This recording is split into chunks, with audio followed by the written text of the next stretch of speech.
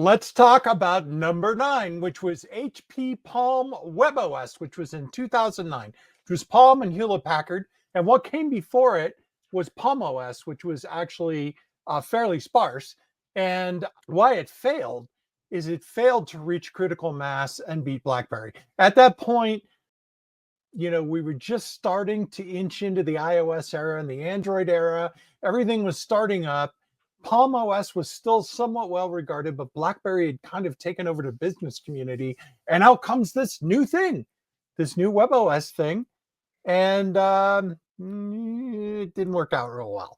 So it wasn't that it was bad, it just didn't get critical mass. However, what came after was really interesting.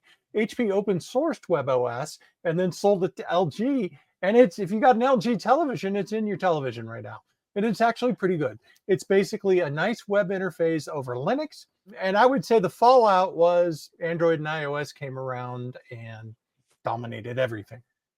This one has a special bit of pain in my heart. I was a big Palm user. I had the very original Palm Pilot.